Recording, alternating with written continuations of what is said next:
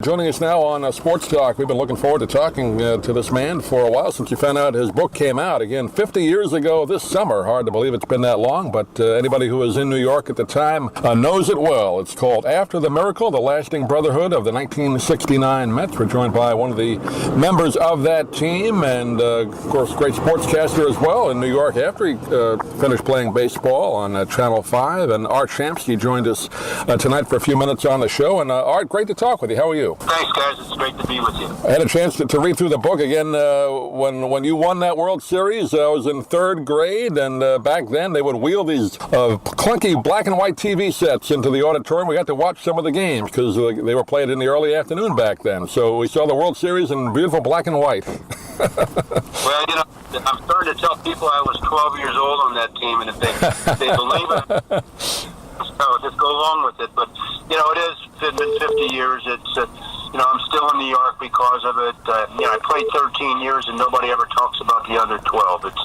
really about that team that was so exciting and kind of lives forever here in the New York City area anyway. And it's just a very special year for all of us. And the book really is kind of a reflection of the camaraderie and the friendships, and also about aging. It's about aging, and all of us are older.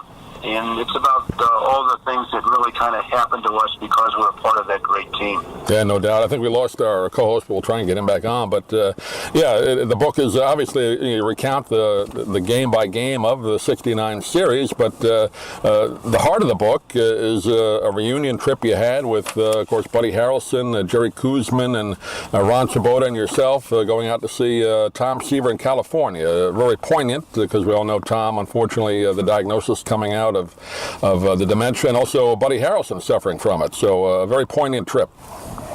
Well, when we decided to do this, it was actually back in 2017.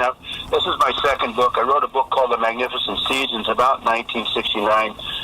Here in New York, the Jets won, we won, and then the Knicks won. It was a great year for sports here in New York, but it was just an awful time in the city and the country with the war in Vietnam and so many bad things happening. But this book, when I sat down with Eric Sherman, who co-wrote it with me, we talked about doing something for his 50th anniversary and really wanted to make it different. There's been so many books written about that team, about the organization.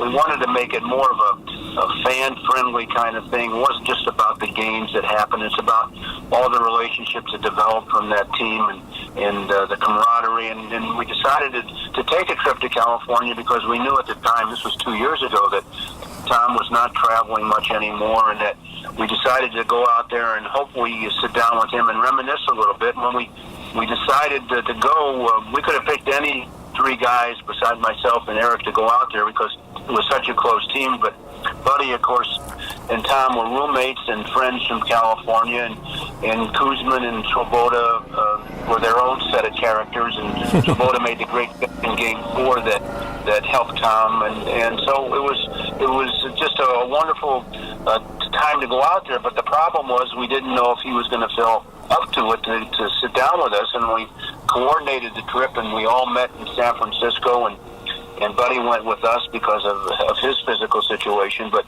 when we got there, we still didn't know if Tom was going to have the wherewithal to sit down with us because he hadn't been feeling well. And when I talked to him, he said, listen, talk to my wife. She's keeping all the records for me. And she said to me, when you get out here, Tom might have a bad day, a bad weekend. It might be a difficult time to see him.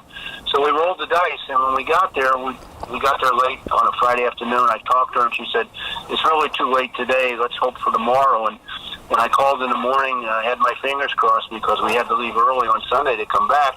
And she said, you got lucky today because he's feeling pretty good. So we went over and spent about 8 or 9 hours with him just sitting down and reminiscing about how great it was to be on that team and what it meant for all of us. And we went through it. He took us on a tour of his vineyards. He has some wine country out there in Yellowstone.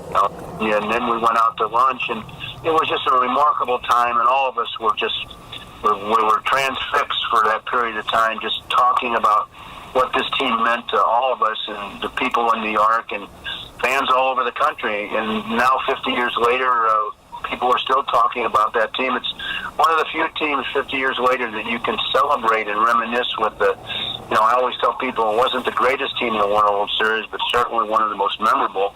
And it's proven me right. It's just a team that kind of lives on forever because the stories have been passed on from generation to generation, and kids who aren't even born know about that team from their parents and their grandparents. And I think that's just the beauty of that whole thing of kind of making people feel better about their lives for a brief period of time, and they've passed that on from their kids to the grandkids to everybody, and so that's the beauty of it all. Yeah, no doubt about it. And you mentioned Tom Seaver and his wife, Nancy. Remember, the games that Tom would pitch, they would always show Nancy in the stands. One of the great marriages, I guess, in baseball or any kind of marriage. But they've been together over 50 years, so God bless her for what she's having to do now. So it's great that he has her. It's a tough situation, but they were a wonderful couple and are a wonderful couple. And, I just hope Tom is, whatever happens, he enjoys the rest of his life. He told us at the time he wasn't going to be traveling anymore. He wasn't going to be coming back to do any baseball things. Who knows about this 50th anniversary the Mets are going to be doing in June. Right. It would be wonderful if he came back, but I just don't know. And so it was just a great opportunity for us to share some moments with him and just reminisce. Like I said, it was, we told some lies, of course, those home runs we had, but in reality, they barely made it over the fence, but it didn't make any difference. And what's really interesting, over the years, I've had 150,000 people, probably more, tell me they were at the last game when we won the World Series against the Orioles, October 16th, 1969, and I try to think back and remember Shea Stadium held about 53,000. That's right, so either they were there or not there, but they were there in their mind, so it doesn't make any difference. It was it's just all good things. If they feel like they were there, that's all that matters. You probably have a lot of guys my age in their 50s that when they were kids. I think it really resonated with kids because I was too young to remember the Yankees winning it all. So the team that I kind of started following baseball with was the Mets, and that was the year that they put it all together. So you probably got a lot of them that say they either saw it in person or definitely on TV. No, it's exactly true. I mean, we had 3 celebrations at Shea that year. We won the division. Remember, that was the first year of division play. Right. Then we won the Braves, and then we won the World Series. So Shea Stadium took a beating that year, but it didn't make any difference. And there's photos of people running onto the field and all of them, and the crowd control wasn't too good at that time, but the reality of it is it doesn't make any difference. People now bring me, when we're doing some things, they bring these little patches of dirt that says they tell me it's Shea Stadium. Who knows if it's true or not? Just go along with it. I say, really? Yeah. And they ran on the field, and it's just a wonderful experience to me to be able to talk to people like yourself who know about that team and still want to talk about things that happened that year. So for me, like I said, I played 13 years. The other 12, it doesn't make any difference. That's right. Well, those games are, and I watched them again recently on YouTube. They have the original NBC broadcast, which I'm glad they have the complete broadcast. So you really get to relive it as an adult as opposed to when you were a kid. Again, I saw it in black and white back then. Not all of it either. We were in class for most of it until we saw a few innings of it, and then of course the championship. A teacher came out. We were waiting for our bus to go home, and they said the Mets won, and I think we celebrated on the bus like you did in this clubhouse. So it was the same thing. Yeah, and even though those games are all in the daytime, so early too, right? Yeah. To see it and remember it, and it was just a wonderful time. It was people say it was a more innocent time, although the world was upside down. The war in Vietnam was tearing this country apart, and there were so many bad things with assassinations and everything. And I think that's one of the reasons that team resonates 15 years later, because we made people feel better about their lives for a brief period of time. They were able to latch on to us and say, hey, if the Mets can do it, we can do it. So we helped them get through some tough times. And I always tell people, I said, if you as a professional athlete can help somebody get through a situation and feel better about their lives at a time, then you've really accomplished something. There's nothing better that I could do that wouldn't better than making somebody feel better about their lives. And so I'm always thankful of having been part of that, because I think that's what resonates with it. And the other thing is that team was so bad in the early years, as you probably know. They lost 120 games their first year in 1962, and And I think when we were known as the lovable losers, although I wasn't there at the time, I can't take credit for all those losses.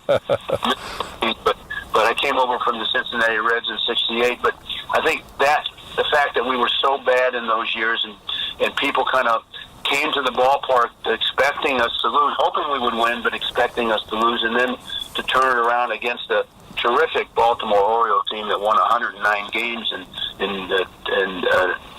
1969.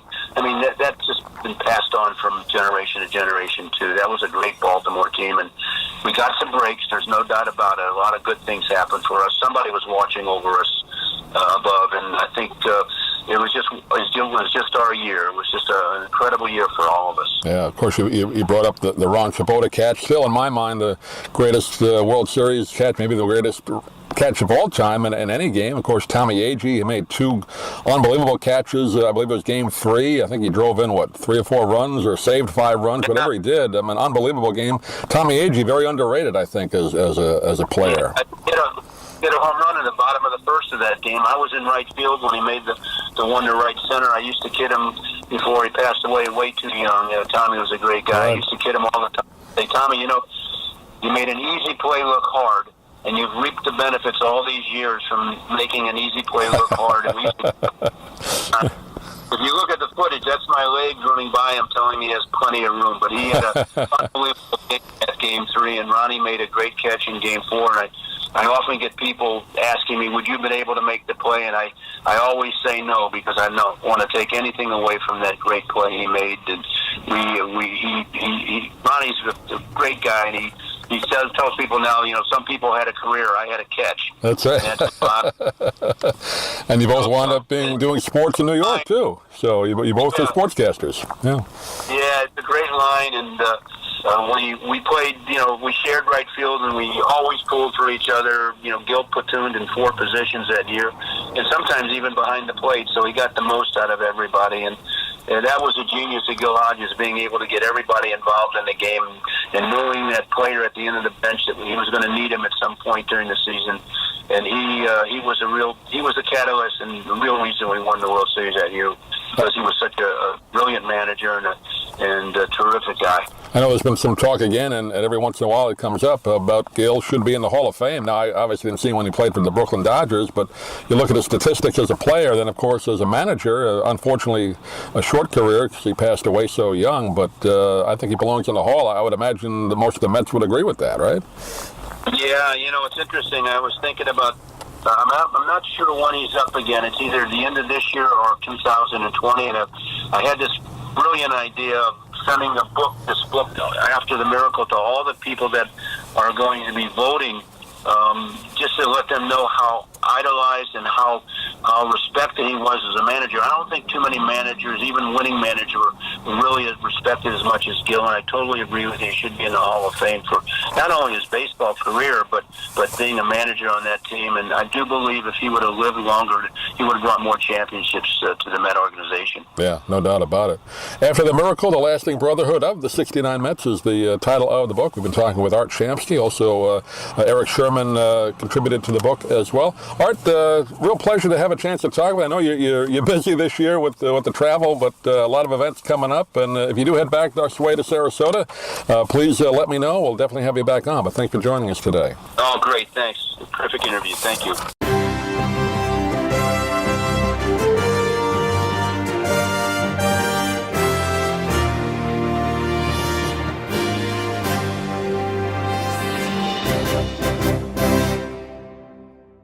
I'm Stan Brock.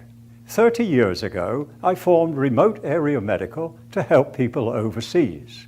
But then we found generations of families in America isolated by poverty from the health care they need.